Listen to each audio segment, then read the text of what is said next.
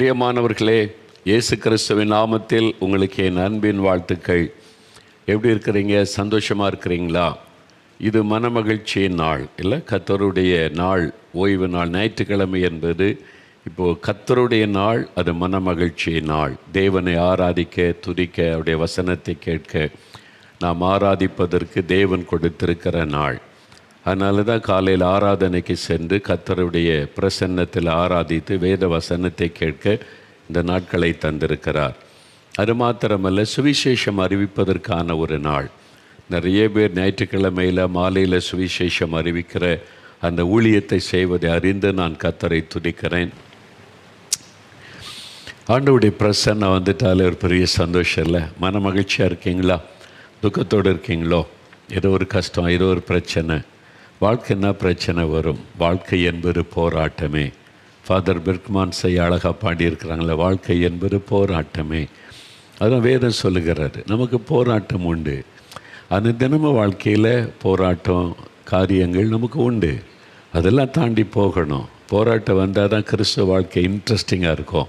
அப்போ தான் அற்புதங்களை பார்க்க முடியும். ஒவ்வொரு காரியத்தில் ஆண்டவர் விடுதலை கொடுப்பது, அற்புதம் செய்வது, அதிசயம் செய்வதை பார்க்க முடியும். போராட்டமே இல்லைன்னா வாழ்க்கையில், கிறிஸ்துவ வாழ்க்கையில் இன்ட்ரெஸ்டே இருக்காது. போராட்டம் வரணும், இயேசு ஜெயம் கொடுக்கணும், நம்ம ஜெபத்துக்கு பதில் தரணும், அந்த அற்புதங்களை பார்க்கணும். அதான் இனிமையான ஒரு கிறிஸ்தவ வாழ்க்கை. அதனால் சோர்ந்து போகாதங்க. போராட்டம் வரட்டும், ஆண்டவர் ஜெயம் தருவார், ஆண்டவர் அற்புதம் செய்வார், ஆண்டவர் உங்களுக்காக பெரிய காரியம் செய்வார். இன்றைக்கு செய்ய போகிறார். இப்போது நம்ம சாட்சிகளை முதலாவது கேட்டு அதன் பிறகு அற்புதத்துக்காக செபிக்க போகிறோம். முதலாவது சாட்சிகளை, நான் சில சாட்சிகளை வாசிக்கிறேன், அப்புறம் 2 சாட்சிகளை வீடியோவில் நீங்கள் பார்க்கலாம். நிறைய சாட்சி வருகிறது. நம்ம நேரம் கருதி நம்ம ஜெபிக்க வேண்டிய காரியம் இருக்குது, அப்புறம் வசனத்தை தியானிக்க வேண்டிய காரியம் இருக்கிறது, அதெல்லாம் இருக்குதில்ல. அதனால தான் கொஞ்சமான சாட்சிகளை உங்களுக்கு வாசிக்கிறோம். சரி, இன்றைக்கும் முதலாவது சகோதரர் வெங்கடேஷ், திருவண்ணாமலையிலிருந்து சகோதரர் வெங்கடேஷ் என்கிற சகோதரர் அவருடைய வாழ்க்கையில் இயேசு செய்த அற்புதத்தை எழுதியிருக்கிறாங்க. பாருங்கள். நான் இயேசுவை அறியாத குடும்பத்தில் பிறந்தவன். கடந்த 1 வருடமாக எனக்கு உடம்பு சரியில்லாமல் இருந்தது. எப்பொழுதும் சோர்வாகவே இருப்பேன். வேலைக்கு கிளம்பிவிட்டாலும் என்னால் போக முடியாத அளவுக்கு உடல் சோர்வினால் படுத்து விடுவேன். சாப்பிடவும் முடியாமல் போய்விட்டது. மருத்துவமனையில் பரிசோதித்து பார்த்தபோது 2 கிட்னியும் செயல் இழந்து விட்டதாக சொன்னார்கள். கிட்னி ப்ராப்ளம், 2மே பாதிக்கப்பட்டு விட்டது என்று சொல்லிட்டாங்க. 2 சிறுநீரகமும் செயல் இழந்து விட்டது. நான் முழுமையாய் படுத்த படுக்கையாகிவிட்டேன். ஒரு இட்லி சாப்பிடவே நான் ரொம்ப நேரம் எடுத்துக்கொள்வேன். வயிறு வீங்கின நிலையில் இருந்தது. டயாலிசிஸ் செய்ய வேண்டும், ஆனால் என்ன செய்தாலும் உயிருக்கு உத்தரவாதம் இல்லை என்று சொல்லிவிட்டார்கள். இந்த சூழ்நிலையில் நான் மருத்துவமனையில் இருக்கும்போது ஒரு ஊழியக்காரர் வந்து பார்த்தார். ஒரு கிறிஸ்தவ ஊழியக்காரர் ஆஸ்பத்திரியில் பார்த்தார். என்னுடைய பிரச்சனைக்காக ஜெபித்து விட்டு போகும்போது இயேசு விடுவிக்கிறார் பத்திரிகை ஒன்றை எனக்கு கொடுத்து விட்டு சென்றார். நம்ம ஒவ்வொரு மாதமும் இயேசு விடுவிக்கிறார் என்ற பத்திரிகை வெளியிடுகிறோம். அந்த பத்திரிகையை ஆஸ்பத்திரியில் போன ஊழியக்காரர் கையில் கொடுத்திருக்கிறார். அந்த பத்திரிகையில் இருந்த 24 மணி நேர ஜெப மையத்திற்கு தொலைபேசியில் தொடர்பு கொண்டு எனக்காக ஜெபிக்க கேட்டுக்கொண்டேன். நான் ஏற்கனவே சொல்லியிருக்கிறேன்ல, நம்முடைய 4 மாவடியில், சென்னையில், பெங்களூர்லெல்லாம் 24 மணி நேர ஜெப மையங்களை நம்ம ஏற்படுத்தி இருக்கிறோம். ஏன்னா இன்றைக்கி மக்களுக்கு எந்த நேரம் என்ன ஆபத்து வரும், என்ன சங்கடம் வரும், உடனே ஜெபிப்பதற்கு யாராவது இருப்பாங்களான்னு தேடுவாங்க. அப்போ எப்போவுமே ஜெபம் பண்ணுவதற்கு அதுதான் எல்லாவற்றோட பெரிய உதவி, ஜெப உதவி. அதை செய்யணும்னு சொல்லி தான் நம்ம முழு நேரமாக இதற்கென்று நம்ம தேவ பிள்ளைகளை செலக்ட் பண்ணி ஆயத்தப்படுத்தி வைத்திருக்கிறோம். பாருங்க, அவங்க ஜெபிக்க கேட்டுக்கொண்ட உடனே அவர்களும் அந்த ஃபோனில் ஜெபிக்கிறாங்க. உங்கள் பாதிக்கப்பட்ட இடத்தின் மீது கை வைத்து ஜெபியுங்கள், நாங்களும் ஜெபிக்கிறோம் என்று சொல்லி ஜெபம் செய்தார்கள். நான் சொல்கிறேன், அதே மாதிரி உங்களுடைய அந்த கிட்னி பகுதியில் கை வைத்து கொள்ளுங்க, நான் ஜெபிக்கிறேன்னு சொல்லி ஃபோனில் ஜெபிக்கிறாங்க. அதை தொடர்ந்து அவர்கள் சொன்ன வார்த்தைகளை சொல்லி சொல்லி ஜெபித்தேன். அவங்க ஜெபம் பண்ணாங்களே ஃபோனில். ஏன்னா இவங்க வெங்கடேஷ், அவங்க ஒரு கிறிஸ்தவர் அல்லாத சகோதரர். எப்படி ஜெபிக்கிறது, என்ன வார்த்தை சொல்லி கடவுள்கிட்ட பேசுகிறது, நிறைய பேருக்கு அது தெரிவதில்லை. அதனால் அவங்க ஜெபித்ததை பார்த்து அதே வார்த்தையை சொல்லி சொல்லி சொல்லி ஜெபிச்சிருக்கிறாங்க. ஜெபித்ததில் இருந்து எனக்குள் அப்படி ஒரு மாற்றம் வந்துவிட்டது. ஆச்சரியமான ஒரு மாற்றம். அதை தான் சொல்கிறாங்க, அப்படி ஒரு மாற்றம். பசி உணர்ந்து சாப்பிட்டேன். சாப்பிடவே முடியாத ஒரு இட்லி கூட இப்போ பசிக்கிறது, சாப்பிட்டேன். எந்த சோர்வும் இல்லாமல் நன்றாக இருந்தேன். நன்றாக சாப்பிட ஆரம்பித்தேன். படிப்படியாக உடம்பில் நல்ல மாற்றங்கள் உண்டாக ஆரம்பித்தது. இவங்க இயேசுவே எனக்கு அற்புதம் செய்யுங்க, இயேசுவே என்னை தொடுங்க, இயேசுவே அந்த நாமத்தை சொல்லி ஜெபிக்க ஜெபிக்க ஜெபிக்க சரீரத்தில் மாற்றம். எனக்கு இப்பொழுது எந்த பிரச்சனையும் இல்லை. எனக்கு மறுபடியும் உயிரை கொடுத்து என்னை பிழைக்க செய்த இயேசுவுக்கு நன்றி செலுத்துகிறேன். இப்பொழுது நாங்கள் குடும்பமாக இயேசுவை எங்களுடைய சொந்த தெய்வமாக ஏற்றுக்கொண்டிருக்கிறோம். சரிங்களா? இவங்களை யாருங்க மதம் மாற்றினது? மதம்லாம் நாங்கள் யாரையும் மாற சொல்லவே மாட்டோம். மதம் மாறுங்கன்னு சொல்லுதே நான் பாவம் என்று சொல்லுவேன். அதனால் பிரயோஜனம் கிடையாது. இயேசுவை கூப்பிடுங்க, எப்படி ஜெபிக்கணும்னு சொல்லி கொடுக்குறோம். அவங்க கூப்பிட்டாங்க. பெரிய அற்புதத்தில் செயலிழந்து போன சிறுநீரகத்தை ஆண்டவர் செயல்பட வைத்து விட்டார். மரித்து போன சரீரத்துக்குள்ளே ஜீவனை கொடுக்கிறவர் இயேசு. உங்களுடைய சிறுநீரகம் மரித்து விட்டதா, செயல்படலைன்னு என்ன அர்த்தம்? டெட். அதை மறுபடியும் உயிர்ப்பிக்கிற வல்லமை இயேசுக்கு உண்டு. கல்லீரல், நுரையீரல், உங்களுடைய கர்ப்பப்பை அல்லது உங்களுடைய சரீரத்தில் நரம்பு மண்டல எலும்புகள் எது பாதிக்கப்பட்டு போச்சுனாலும் அதை திரும்ப உயிர்ப்பித்து செயல்பட வைக்கிற வல்லமை இயேசுவின் வல்லமை. இன்றைக்கு நீங்கள் சிறுநீரகம் பாதிக்கப்பட்டவங்க டயலிஸ் செய்கிறீங்களா? இயேசு ஒரே ஒரு தொடுதல், காரியம் சரியாக விசுவாசிக்கணும். நீங்கள் முழு இருதயத்தோடு விசுவாசித்து ஜெபித்தாதான் இந்த அற்புதம் நடக்கும். பார்த்தீங்களா? அந்த அற்புதம் நடந்து விட்டது. இப்போவும் நீங்கள் எனி டைம் நீங்கள் ஃபோனில் ஜெபிக்கலாம். 4 மாவடியில் 24 ஹவர்ஸும் நாங்கள் ஜெபிப்பதற்கு ஆட்களை நியமித்திருக்கிறோம். தமிழில், ஆங்கிலத்தில் நீங்கள் தொடர்பு கொள்ளலாம். ஹிந்தி, தெலுங்குலாம் எனக்கு தெரியும், தமிழ்லாம் பேச தெரியாதுங்கன்னு சொன்னால் சென்னையில் அதுக்கான ஒரு ஜெப மையம் வைத்திருக்கிறோம். 24 ஹவர்ஸ் அங்கே ஜெபிப்பாங்க. ஹிந்தியில், ஆங்கிலத்தில், தெலுங்குலெல்லாம். அந்த ஃபோன் நம்பருக்கு பெங்களூர்லேயும் நாம் வைத்திருக்கிறோம். 24 மணி நேர ஜெப மையம். அங்கே எனி டைம் தெய்வ பிள்ளைகள் இருப்பாங்க. ஃபோனில் கன்னட மொழியில் நீங்கள் பேசி ஜெபிக்கலாம். அந்த ஃபோன் நம்பர், ஹிந்திக்கு அந்த ஃபோன் நம்பர், தெலுங்கு இந்த நம்பரை குறித்து கொள்ளுங்கள். நீங்கள் யாருக்காக ஜெபிக்க சொன்னாலும் ஜெபம் பண்ணுவாங்க. ஜெபிக்கிறது தான் அவங்களுடைய ஊழியம். அதனால் இயேசு அற்புதம் செய்கிறவர். இவங்களுக்கு அற்புதம். வெங்கடேஷ் என்கிற சகோதரருக்கு செயலற்று போன சிறுநீரகத்தை செயல்பட வச்சுட்டாரு. இயேசு எவ்வளோ அற்புதமான ஆண்டவருங்க. இதுக்கு எவ்வளோ காசு கொடுத்தாங்க? எங்கே போனாங்க? 4 மாடிக்கு வந்தாங்களா? காலில் செருப்பு இல்லாமல் நடந்து 4 மாடிக்கு வந்து 4 மாடி ஊரை சுற்றினாங்களா? வீட்டில் இருந்து கொண்டே சிம்பிளான ஜெபம். இயேசுகிட்ட அற்புதம் பெறுவது ரொம்ப சுலபம். அவரை விசுவாசித்து நீங்கள் ஜெபம் பண்ணினா போதும், மனம் திறந்து பேசினா போதும். அவர் தகப்பன், நம்மளை பிள்ளைகளாக அவர் நேசிக்கிறார்.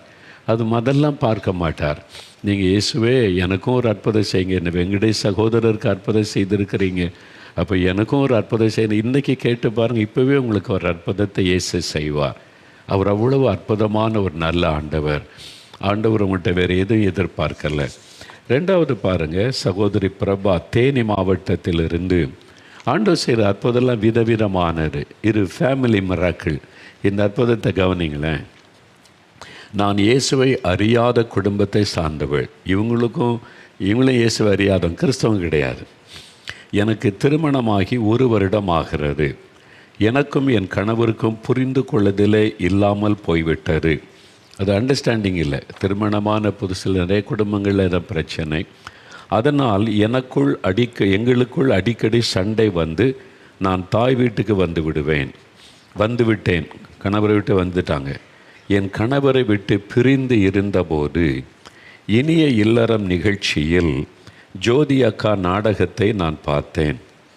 ஒவ்வொரு வெள்ளிக்கிழமையும் மத்தியானம் 1 மணிலேருந்து 2 மணி வரை சத்தியம் தொலைக்காட்சி, எல்லா சோசியல் மீடியாவில் இந்த நிகழ்ச்சி வருக, இனிய இல்லறம்.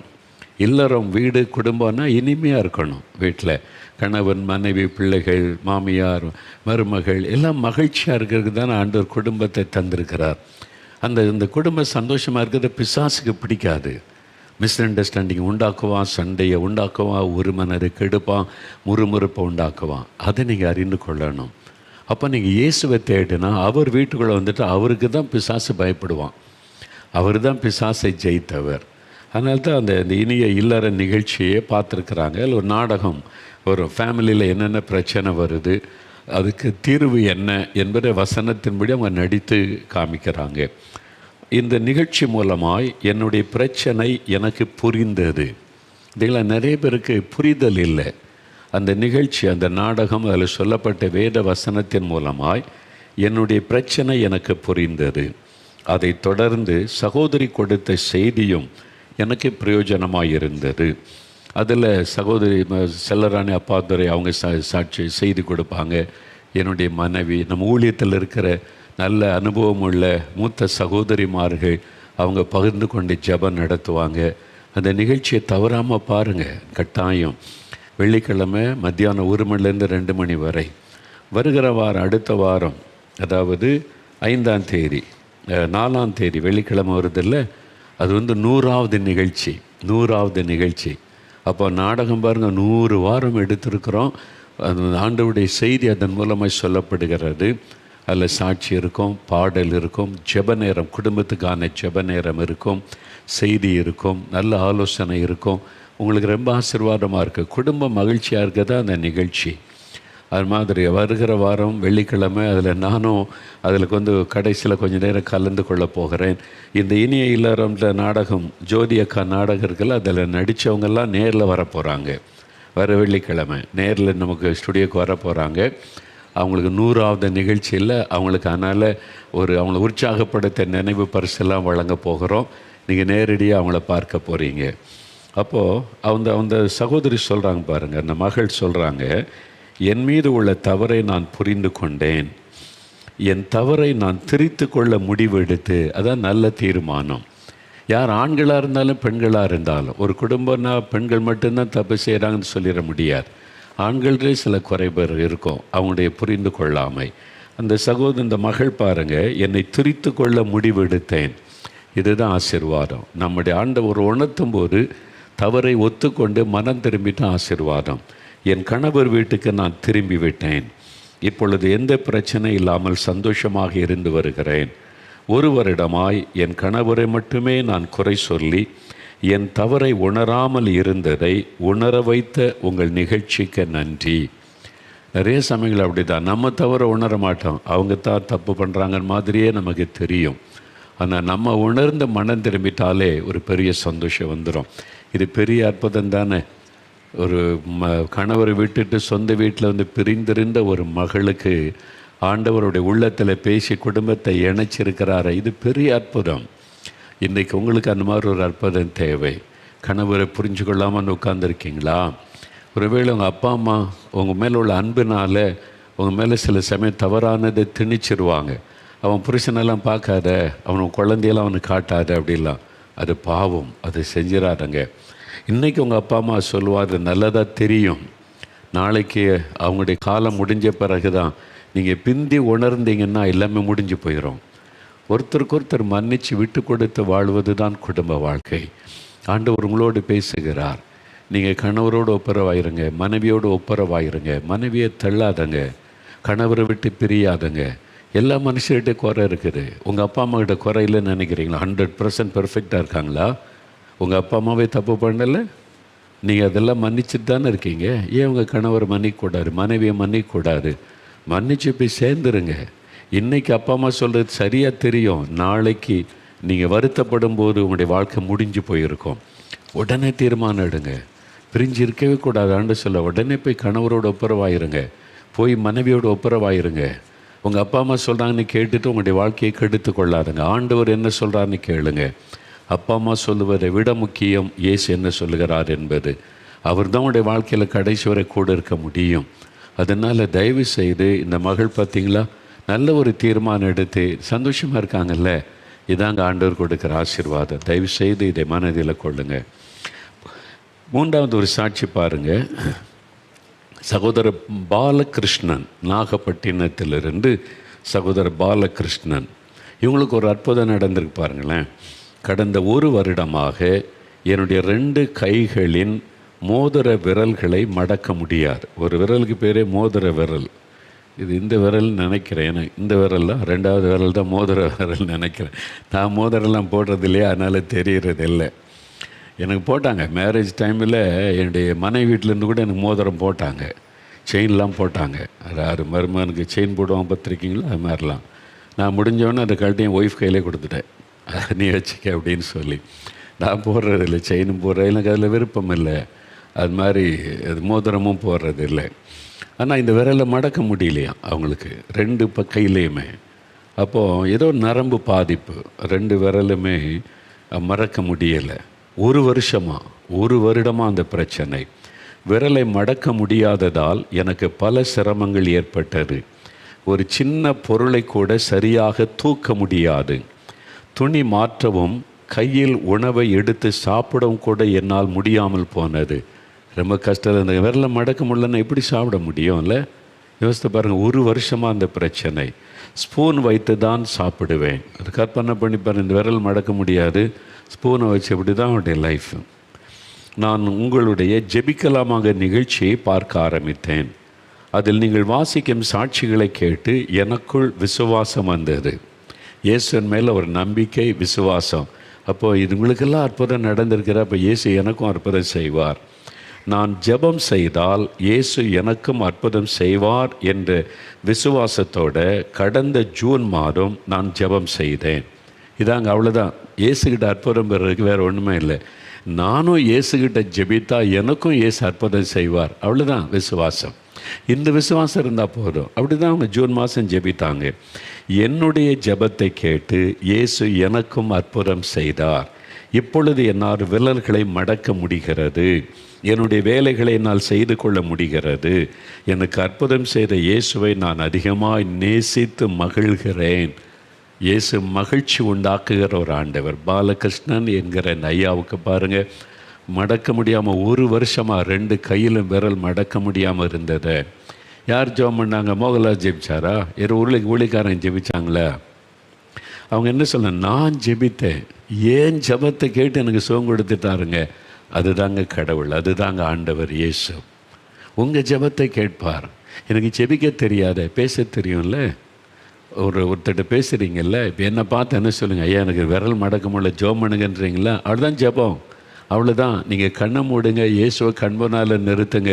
இயேசுவே எனக்கு இந்த காரியத்தில் சுகம் வேணும், இங்கே ஒரு வலி இருக்குது, சுகம் கொடுங்க, என் குழந்தைக்கு அற்புதம் செய்யுங்க இயேசுவே. அதான் ஜெபம், அவ்வளோதான். அந்த ஜெபத்தை ஆண்டவர் கேட்பார். வேறு கஷ்டமே கிடையாது. அழகான வார்த்தைலாம் போடணும், அடுக்க மொழியில், தமிழ் மொழியில், உங்களுக்கு எந்த மொழி தெரியுதோ அதில் ஜெபிக்கலாம். இயேசுக்கு எல்லா மொழியும் தெரியும். அவர்கிட்ட பேசணுமானா ஹீப்ரு படிக்கணும் அப்படிலாம் கிடையாது. இயேசு கிறிஸ்து உங்களுடைய தாய் மொழியிலேயே அவர்கிட்ட ஜெபிக்கலாம். எந்த மொழி தெரியுதோ எல்லா மொழியும் அவருக்கு தெரியும். அவர் தான் அதை உண்டாக்கின தேவன். அதனால் சிம்பிளாக நீங்கள் சொல்லுங்கள், அவ்வளோதான். தெரிந்த அளவில் நீங்கள் இயேசுவே அப்பா எனக்கு ஒரு அற்புதம் செய்யுங்கப்பா, அவ்வளோதான். சிம்பிள் ஜெபம், வேறு கஷ்டமே கிடையாது. பாருங்கள் அவங்க என்ன செஞ்சாங்க பாருங்கள். கஷ்டப்பட்டாங்களா? உருண்டு புரண்டு கஷ்டப்பட்டு அப்படி பிரார்த்தனை பண்ணாதான் சிம்பிள் ஜெபம். நீங்கள் உருள பரலெல்லாம் வேண்டாம். இயேசு சிலுவையில் எல்லாத்தையும் செஞ்சு முடிச்சிட்டார். தோளில் சிலுவை சுமந்து அடிபட்டு ரத்தம் சிந்தி அவர் நமக்காக எல்லா பாடுகளும் நமக்காக அவர் ஏற்றுக்கொண்டதுனால தான் நீங்கள் சின்ன ஜெபம் பண்ணாலும் அற்புதம் நடந்து விடும், அவ்வளோதான். எவ்வளோ பெரிய அற்புதம் இல்லை? விசுவாசத்தோடு ஜெபிச்சாங்க, உடனே அற்புதம். உங்களுக்கு இன்றைக்கி நடக்க போகிறது, உங்களுக்கு அற்புதம் நடக்கும். பிரியமானவர்களே, உங்களுடைய குழந்தைக்கு அற்புதம் நடக்கும். குழந்தை இந்த மாதிரி இருக்குது, ஒரு அன்யூஷுவலாக இருக்குது, ஒரு மாதிரி ஹைப்பர் ஒரு குழந்தையாக இருக்குது, ஆக்டிவிட்டீஸ் ஒரு மாதிரி இருக்குது. தலையில் கை வச்சு ஜெபம் பண்ணுங்க. இயேசுடைய ஒரு தொடுதல் உங்களுடைய பிள்ளைக்குள்ள மாற்றத்தை உண்டாக்கிறோம். அடுத்த ஒரு சாட்சி பாருங்கள். சகோதரி பவுலின் மேரி, தஞ்சாவூரில் இருந்து பவுலின் மேரி. எனக்கு கடந்த 10 வருடங்களுக்கு மேலாக முதுகு பகுதியில் கட்டி இருந்தது. கட்டி முதுகில் 10 வருஷம். நாளடைவில் கட்டி வளர்ந்தது, சின்னதாக இருந்து பெருசாகிட்டு அந்த கட்டி. வலியும் எடுக்க ஆரம்பித்தது. என் கைகளை கூட என்னால் தூக்க முடியாத அளவிற்கு கட்டி பெரிதாகி வலியும் வர ஆரம்பித்து விட்டது. கையை கூட தூக்க முடியாது, அந்த கட்டி முதுகில் இருக்கிற கட்டி வலிக்கும். மருத்துவமனைக்கு சென்று கட்டியை காட்டியதுமே உடனே ஆப்ரேஷன் செய்து எடுத்து விட வேண்டும் என்று சொன்னார்கள். ஆப்ரேஷன் செய்து கொள்ளும் அளவிற்கு எங்களிடத்தில் பண வசதி இல்லாததால் நாங்கள் வீட்டிற்கு வந்து விட்டோம். எவ்வளோ கஷ்டத்தில் இருக்கிறவங்க இல்லை, ஒரு ஆப்ரேஷனுக்குன்னா அதுக்கு எவ்வளோ பணம் இல்லாமல் எப்படி செய்ய முடியும். ஆனால் பணம் இல்லாமல் வீட்டுக்கு வந்துட்டாங்க. என் மகள் 4 மாடிக்கு வந்து அங்கு ஜெபித்து கொடுத்த எண்ணெயை வாங்கி கொண்டு வந்தாள். ப்ரேயர் ஆயில், நான் அடிக்க சொல்லியிருக்கேன்ல, ஜெப எண்ணெய். அது எப்படி பயன்படுத்தணும்? 4 மாடியிலிருந்து தான் கொண்டு போன அவசியம் கிடையாது. உங்கள் வீட்டிலே ஒரு தேங்காய் எண்ணெய் போதும். சாதாரண ஒரு தேங்காய் எண்ணெய் வச்சு அதை வச்சு ஒரு ப்ரேயர் பண்ணி, ஆண்டவரே இந்த எண்ணெயை ஆசீர்வதித்து கொடுங்க, நீங்களே ஜெபிச்சா போதும். மோகன்லாசஸ் கைவிட்டு ஜெபிச்சாதான் மிராக்கள் அப்படிலாம் கிடையாது. நீங்கள் அந்த எண்ணெயை ஆண்டவர் பாத்தில் வச்சு, இயேசுவே இதை ப்ளஸ் பண்ணி கொடுங்க, நீங்கள் ஜெபிச்சிட்டாலே ஆண்டவங்க ஜெபத்தை கேட்பார். அதை பூசி ஜெபிச்சா போதும். சும்மா ஒரு சொட்டு அப்படி வச்சு, அந்த எண்ணெய் இயேசுடைய இரத்தத்தை ஞாபகப்படுத்துவது. எனக்காக சிந்தப்பட்ட ரத்தம் சிலுவையில், அதை நினைத்து நான் எண்ணெய் பூசி ஜெபிக்கிறேன், ஆண்டவரே இயேசுவேன்னு சொல்லி பாருங்கள், அற்புதம் நடக்கும். அப்படி தான் அந்த எண்ணெய் பாட்டில் நாங்கள் சின்னதாக ஒன்று கொடுப்போம். நீங்கள் 4 மாடிக்கு ஜெபிக்க வந்தீங்கன்னா கட்டாயம் தருவாங்க, நீ கேட்டிங்கன்னா தருவாங்க. இலவசம், எதுக்குமே காசுலாம் கிடையாது. இயேசு சொன்ன இலவசமாக பெற்றீங்க, இலவசமாக கொடுங்க, அவ்வளோதான். இங்கே வந்தீங்கன்னா அதெல்லாம் நீங்கள் இலவசமாகவே பெற்றுக்கொள்ளலாம். சின்ன பாட்டில் எண்ணெய் தருவாங்க. அதில் ஒரு வசனம் இருக்கும், யாக்கோபு 5ஆம் அதிகாரம் அந்த வசனம் இருக்கும். அந்த வசனத்தை நீங்கள் வாசித்து எண்ணெய் பூசி ஜெபிக்கணும். அப்படி அப்போ பாருங்கள், அவங்க என்ன செய்திருக்கிறாங்க, கட்டியின் மீது எண்ணெய் பூசி தொடர்ந்து ஜெபம் செய்தோம். அந்த எண்ணெயில் சும்மா ஒரு சொட்டு வச்சு ஜெபிக்கிறாங்க. பெரிய ஆச்சரியம், கட்டி தானாக உடைந்து வேரோடு வெளியே வந்து விட்டார். 10 வருஷமாக இருந்த கட்டி, எண்ணெய் பூசி ஜெபிச்சாங்க, வேரோடு அந்த கட்டி ஆண்டவர் அப்புறப்படுத்தி விட்டார். இப்பொழுது நான் நன்றாக இருக்கிறேன். இயேசு எனக்கு செய்த மாபெரும் அற்புதத்திற்காக இயேசுவை துதித்து ஸ்தோத்தரிக்கிறேன். கேன்சர் கட்டி இருக்குதா? தைராய்டு கட்டி இருக்குதா? கர்ப்பப்பையில் கட்டியா? பயப்படாதுங்க. எண்ணெய் பூசி இயேசுவின் நாமத்தை சொல்லுங்கள். இயேசுவின் நாமத்தில் சுகம் உண்டாகட்டும். இயேசுன்ற அந்த பெயரில் தான் அந்த அற்புதம் இருக்கிறாரு. அதனால் அந்த நாமத்தை சொல்லி ஜெபிங்க, உடனே அற்புதம் நடக்கும். இன்னொரு சாட்சி பாருங்கள், சகோதரன் ஞான பிரகாஷ். இவங்களுக்கும் பாருங்களேன், ஒரு அற்புதம் கட்டி. என்னுடைய 12 வயது மகனுக்கு கடந்த 8 மாதங்களாக ஒவ்வொரு முறை உணவு சாப்பிட்டு முடித்தவுடன் இருமல் வரும். 8 மாதம், 12 வயசு பையன், சின்ன பையனில் ஸ்கூலில் படிக்கிற தம்பி. கடுமையான தொடர் இருமலினால் சாப்பிட்ட உணவு அனைத்தையும் வாந்தி பண்ணி விடுவான். பசிக்கு உணவு சாப்பிடவே பயப்படுவான். 8 மாதமாக சாப்பிட்டா உடனே வாமிட் ஆயிரும். பசிக்கு உணவு சாப்பிடவே பயப்படுவான். எந்த ஒரு ஃபங்க்ஷனுக்கும் அவனை அழைத்து செல்ல முடியாது. இந்த சாப்பிட்ட உடனே வாந்தி. யோசித்து பாருங்கள், எப்படி வெளியே கூட்டு போகிறது. அப்போ சொல்கிறாங்க, மருத்துவமனையில் சோதித்து பார்த்த மருத்துவர்கள் அவனுடைய தொண்டை பகுதியில் கட்டி ஒன்று இருக்கிறது, உடனே ஆப்ரேஷன் செய்துவிட வேண்டும் என்று சொல்லியிருந்தார்கள். தொண்டைக்குள்ள ஒரு கட்டி, அதுதான் அவனுடைய பாதிப்பு. 12 வயசு சின்ன தம்பி, ஸ்கூலில் படிக்கிற தம்பி, ஆப்ரேஷன் அப்படிலாம் பெற்றோருக்கு ஒரு பயம். சின்ன பையன் தானே, ரொம்ப கஷ்டம். 8 மாதமாக வேதனை. உங்களுடைய ஜெபிக்கலாமாக நிகழ்ச்சியை பார்த்து நாங்கள் ஜெபித்தோம். இயேசுவனை கொடுத்து ஜெபம் பண்ணாங்க. என்ன நடந்து, அதன் பிறகு அவனுக்கு எந்த பிரச்சனையும் இல்லை. இயேசுவை நோக்கி அந்த காரியத்தை சொல்லி ஜெபிச்சாங்க. வாமிட்டு ஒரு நின்று விட்டது, எல்லாம் மாறிவிட்டது. இப்போ என்ன செய்கிறாங்க, மறுமுறை டாக்டரிடத்திலே பரிசோதனைக்கு சென்று பார்த்தபோது தொண்டையில் இருந்த கட்டியை காணவில்லை. கட்டியை காணோம். இதாங்க இயேசு செய்கிற அற்புதம். அவரால் தான் இதை செய்ய முடியும். இயேசுவால் தான் இதை செய்ய முடியும். இந்த மாதிரி உங்கள் மத்தியில் ஆயிரக்கணக்கான சாட்சிகளை நான் வாசித்திருக்கிறேன். ஆப்ரேஷன் பண்ணாமலேயே ஆண்டவர் தொட்டு குணமாக்கி விட்டார். கட்டியே காணவில்லை. இப்பொழுது நன்றாக இருக்கிறான். 8 மாதமாக அவனுக்கு இருந்த பிரச்சனையில் இந்த விடுதலை கொடுத்த இயேசுவுக்கு ஸ்தோத்திரம். உங்களுக்கு நடக்கும். கேன்சர் கட்டி, டிபி கட்டி, தைராய்டு கட்டி, கர்ப்பப்பையில் கட்டி, இன்றைக்கு நீங்கள் கை வைத்து ஜெபிச்சு பாருங்கள். விசுவாசம் ஒன்று தான், அதான் ஆண்டவர் எதிர்பார்க்குறார். இவங்க விசுவாசத்தோடு ஜெபிச்சதுனால இவ்வளோ அற்புதத்தை ஆண்டவர் செய்திருக்கிறார் பார்த்தீங்களா.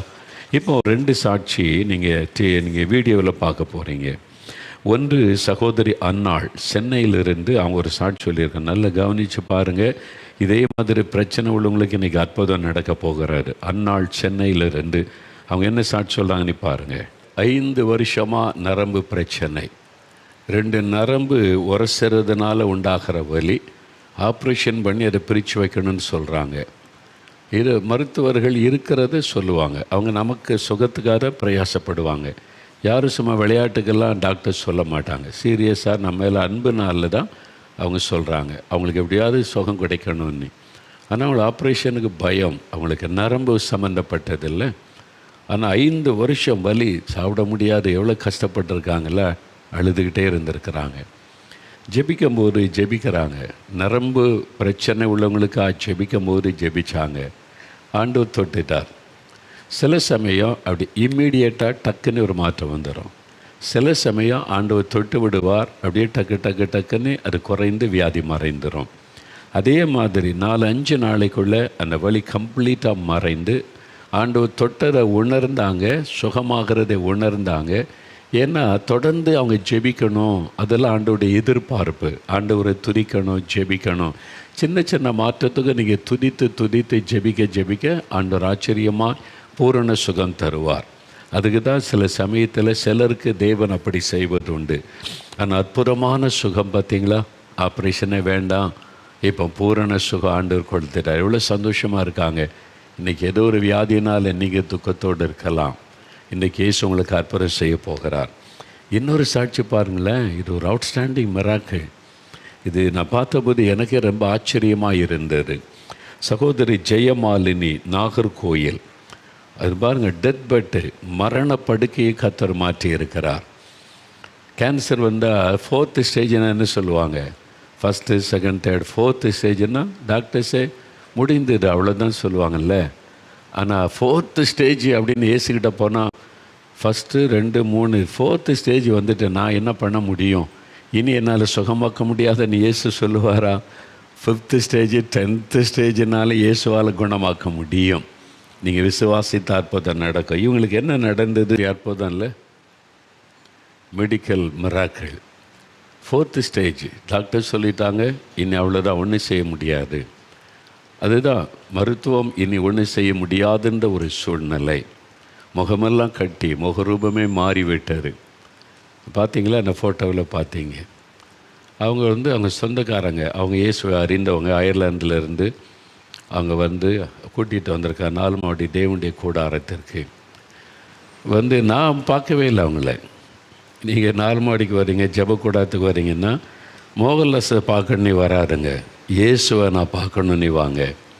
நீங்கள் இங்கே வந்தால் இயேசுவை சந்திக்கலாம், இயேசுவை பார்க்கலாம். உங்கள் வீட்டிலே நீங்கள் அவரை சந்திக்கலாம். பிறகு எதுக்கு 4 மாடிக்குன்னா எப்பவும் ஜெபம் நடந்துக்கிட்டே இருக்கும். 24 ஹவர்ஸும் தேவனுடைய கூடாரத்தில் ஜெபம். ஒரு பக்கம் ஜெபம் நடக்கும், ஒரு பக்கம் 24 ஹவர்ஸு துதி ஆராதனை. அதனால் கர்த்தருடைய பிரசன்னம் எப்பொழுதுமே இங்கே இருந்துக்கிட்டே இருக்கும்.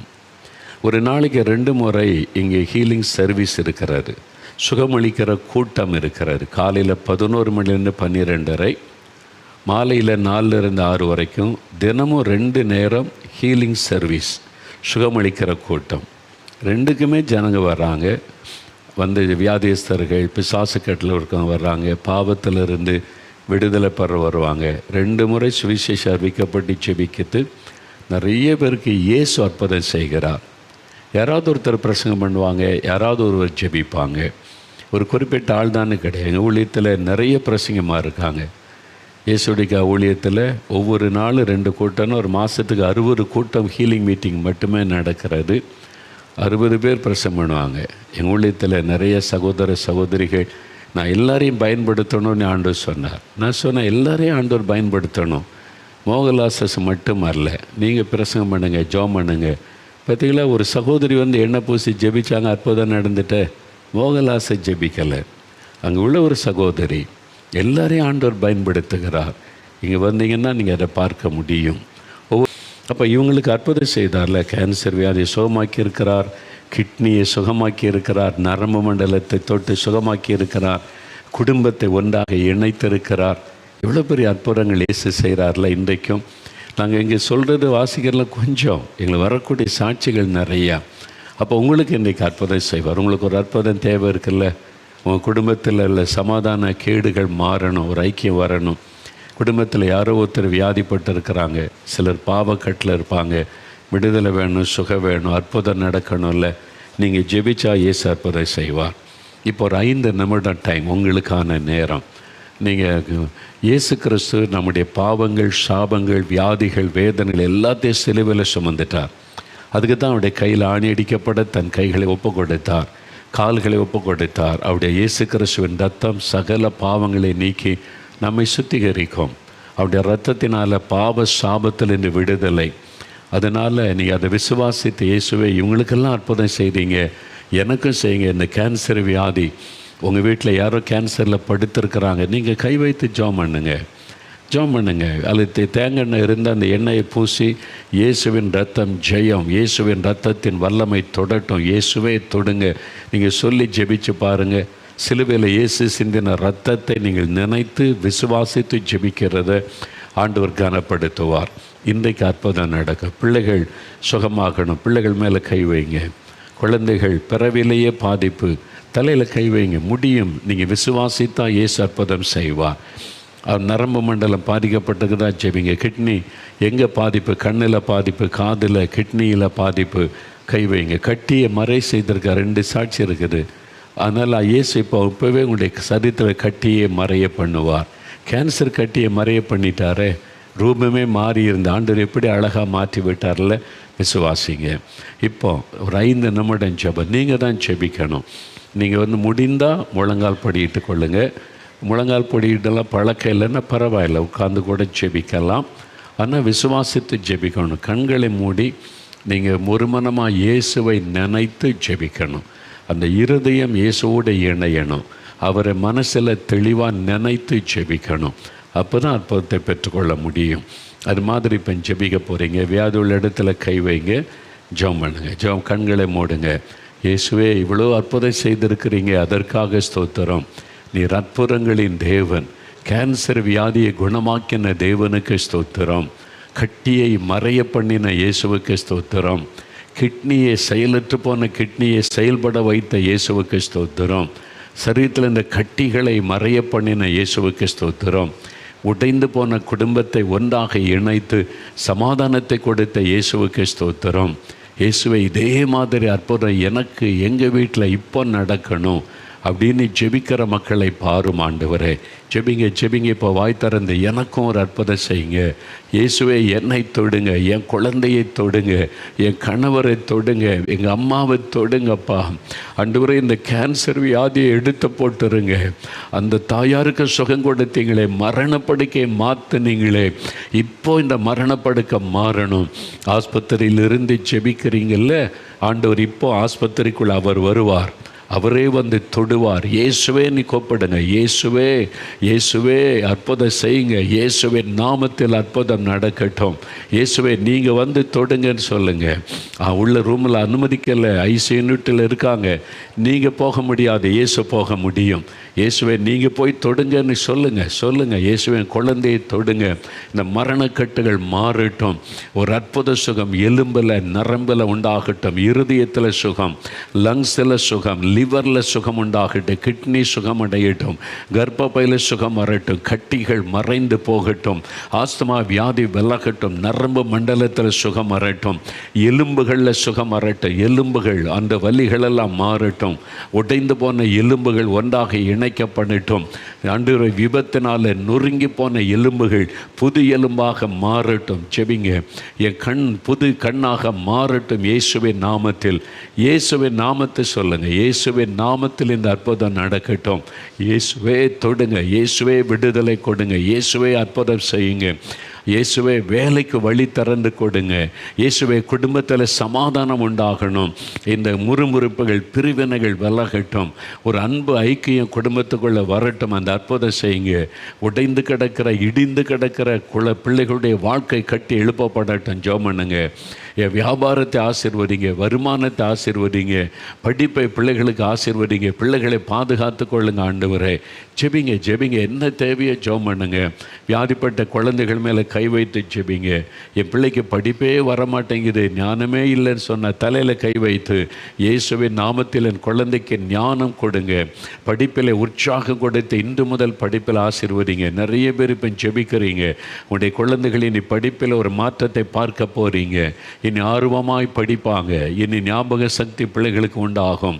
படிப்பில் சிறந்து விளங்குவாங்க. பயப்படாதங்க. இயேசுவின் நாமத்தில் கை வைத்து ஜெபிங்க. குழந்தைகள் சுகமடைகிறாங்க. அந்த இழுப்பு நோய்கள் மறைகிறது. வலிப்பு வியாதிகள் மறைகிறது. வலிப்பு நோய் மறைகிறது. நுரை தள்ளி அந்த குழந்தை கஷ்டப்படுவதை பார்த்து வேதனைப்படுறீங்களே, உங்களுடைய ஜெபம் கேட்கப்பட்டது. இயேசுவின் நாமத்தில் குழந்தைக்கு சுகம். இருதயம் பாதிக்கப்பட்ட குழந்தை ஆண்டவர் தொடுகிறார். வீங்கின இருதயம் குழந்தைக்கு நார்மலாய் மாறுகிறது. இயேசுவின் நாமத்தில் சுகத்தை பெற்றுக்கொள்ளுங்க. சகோதரி, உங்கள் குழந்தை தான். நீங்கள் கை வைத்து ஜெபிக்கிறீங்க. குழந்தையினுடைய வீங்கின இருதயத்தை நார்மலாய் மாற்றுகிறார். குழந்தைக்கு இருதயத்தில் ஆப்ரேஷன் பண்ணணும்னு சொல்கிறாங்க. 1 வயசு கூட ஆகலை என் குழந்தைக்கு, இருதயத்தில் ஆப்ரேஷன் பண்ணணும்னு சொல்கிறாங்க என்று வேதனையோடு ஜெபிக்கிற சகோதரி இயேசு தொடுகிறார். இனி டாக்டர்ஸ் ஆப்ரேஷன் வேண்டான்னு சொல்லிடுவாங்க. பயப்படாதங்க. இயேசு உங்களை தொட்டு குணமாக்கி கொண்டிருக்கிறார். எலும்பி நடங்க. வியாதி படுக்கை மாறுகிறது. எலும்பி நடங்க. இயேசுவின் நாமத்தில் எலும்புகள் சுகம் அடைகிறது. எலும்புகள் நரம்புகள் சுகம் அடைகிறது. கண்களிலே சுகம், காதிலே சுகம் உண்டாகிறது. விடுதலை பெற்றுக்கொள்றீங்க. இயேசுவுக்கு நன்றின்னு சொல்லுங்க.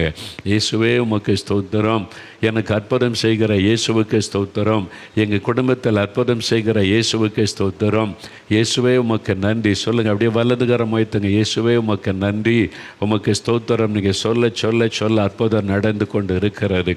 ஆண்டவரே, ஒவ்வொரு குடும்பத்திலும் இன்றைக்கு அற்புதம் நடக்கிறதற்காக ஸ்தோத்திரப்பா.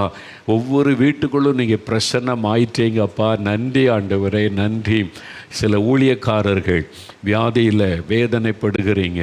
மரண படுக்கையில் இருக்கிற ஒரு ஊழியக்காரர் படுக்கையில் இருந்து கொண்டே பார்க்குறீங்க. ஆண்டவருடைய வல்லமை உங்களுடைய சரீரத்திற்குள் பாய்ந்து வருகிறது, பாய்ந்து வருகிறது. எழுமுங்க எழுமுங்க. இயேசுவின் நாமத்தில் உங்களுடைய பாதிக்கப்பட்ட உறுப்பை ஆண்டவர் தொடுகிறார். கிட்னியை ஆண்டவர் தொடுகிறார். உங்களுடைய லிவரை ஆண்டவர் தொடுகிறார். எழுமுங்க இயேசுவின் நாமத்தில். பலவீனப்பட்டு கால்கள் அசைக்க முடியாமல் இருக்கிற கால்களுக்குள்ள உயிர் வருகிறது இயேசுவின் நாமத்தில். சுவிசேஷத்தை அறிவிக்க உங்களுடைய கால்கள் விரைந்து செல்லட்டும். ஆண்டவர் இந்த கால்களை மான்களின் கால்களைப் போல மாற்றுகிறார். என்னுடைய உடன் ஊழியக்கார சகோதரனை எழும்பி நடங்க. இயேசு உங்களை நேசிக்கிறார். உங்களை மறக்கவும் இல்லை, கைவிடவும் இல்லை. இயேசுவின் நாமத்தில் சுகம், அற்புத சுகம் உண்டாகிறது. கர்த்தருடைய ஊழியக்காரர்கள் இன்னைக்கு அநேகரை ஆண்டவர் தொடுகிறார். ஊழியம் செய்கிற சகோதரி ஆண்டவர் உங்களை தொடுகிறார். உங்களுடைய தலைக்குள்ளே உண்டான பிரச்சனையினால் நீங்கள் இப்போ ஊழியமே செய்ய முடியாமல் கலங்கி நிற்கிறீங்க. ஆண்டவருடைய வல்லமை தலைக்குள்ளே இறங்கி வருகிறது. பொல்லாத சத்துரு கொண்டு வந்த போராட்டம் விலகுகிறது. விடுதலை சுகம். ஸ்பைனல் கார்டு பிரச்சனையினால் வேதனையோடு இருக்கிற ஊழியக்கார சகோதரனை ஆண்டவர் தொடுகிறார். படுக்கையில் சாஞ்சு உட்காந்து தான் தூங்குறீங்க. நேராக காலை நீட்டி படுத்து தூங்க முடியலை. ஆண்டவருடைய வல்லமை உங்களுடைய முதுகுத்தண்டில் ஸ்பைனல் கார்டில் இறங்குகிறது. நீங்கள் கர்த்தருடைய ஊழியத்தை உண்மையாய் செய்கிறவர்கள். சுகமுண்டாகிறது இயேசுவின் நாமத்தில். விடுதலை பெற்றுக்கொள்ளுகிறீங்க. ஆண்டவருக்கு நன்றி. அநேக ஊழியர்களை இன்றைக்கு ஆண்டவர் தொடுகிறார். ஊழியக்காரிகளை தொட்டு குணமாக்குகிறார். ஒரு ஊழியம் செய்கிற சகோதரர் உங்களுடைய பாவத்தை அறிக்கையிட்டு ஜெபிக்கிறீங்க. ஆண்டவரே, என்னை மன்னிச்சிருங்க, நான் தப்பு பண்ணிட்டேன், பணம்னு அதுக்கு இடம் கொடுத்துட்டேன், என்னை மன்னிச்சு என்னை சுகமாக்குங்கன்னு கேட்குறீங்க. சுகம் உண்டாகிறது. எழுமுங்க. படுக்கை விட்டு எழுமுங்க. நடங்க. சுகம் உண்டாகி விட்டது இயேசுவின் நாமத்தில். இன்றைக்கி நிறைய அற்புதங்கள் நடப்பதை நான் பார்க்கிறேன். வீடுகளில் கட்டிகள் மறைகிறது. மரண படுக்கைகள் இயேசுவின் நாமத்தில் மாறுகிறது. குழந்தைகள் இயேசுவின் நாமத்தில் சுகம் அடைகிறார்கள். நிறைய விடுதலை உண்டாக்கி கொண்டு இருக்கிறதை நான் பார்க்கிறேன். இயேசுவுக்கு ஸ்தோத்திரம். நீங்கள் தொடுறீங்க, விடுதலை கொடுக்குறீங்க. நன்றி ஆண்டவரே, நன்றி அப்பா, உமக்கு நன்றி. நாங்கள் கிறிஸ்தவங்க இல்லை, எனக்கு இயேசு அற்புதம் செய்வாரான்னு சிலர் நினைக்கிறீங்க. இயேசு கிறிஸ்தவர்களுக்குரிய கடவுள் அல்ல, அவர் உங்களுக்கும் உரியவர் தான். நீங்கள் அவருடைய பிள்ளைகள் தான். இயேசுவே எனக்கும் அற்புதம் செய்யுங்கன்னு கேளுங்க. ஆண்டவர் தொடுகிறார், ஆண்டவர் தொடுகிறார். ஒரு சகோதரன், நீங்கள் கிறிஸ்தவர்களை திட்டினவர்கள், இயேசுவை கேவலமாய் பேசினவர்கள், கிறிஸ்தவர்கள் சுவிசேஷ அறிவிக்க வந்தவர்களை திட்டி விரட்டினவர்கள், இன்றைக்கு வியாதி படுக்கையில் மரண படுக்கையில் இருக்கிறீங்க. எனக்கும் இயேசு அற்புதம் செய்வாரா அப்படின்னு நினைக்கிறீங்க. இயேசு உங்களை நேசிக்கிறார். ஆண்டவருடைய கரம் தொடுகிறார், ஆண்டவருடைய கரம் தொடுகிறார். மரண படுக்கை இயேசுவின் நாமத்தில் மாறுகிறது. உங்களையும் அவர் நேசித்து குணமாக்குகிறார். அதே மாதிரி ஒரு சகோதரன், உங்களுடைய பெயர் பாஸ்கரன் என்கிற சகோதரன், நீங்கள் உங்களுடைய மத வைராக்கியத்தினால கிறிஸ்தவர்களை நீங்கள் கேவலமாக பேசி அவமானப்படுத்தி அனுப்புனீங்க. இன்றைக்கி மரண படுக்கை, எனக்கு சுகம் கிடைக்குமா, இயேசு என்னையும் குணமாக்குவாரான்னு நினைக்கிறீங்க. இயேசு உங்களை மன்னித்து குணமாக்குகிறார்.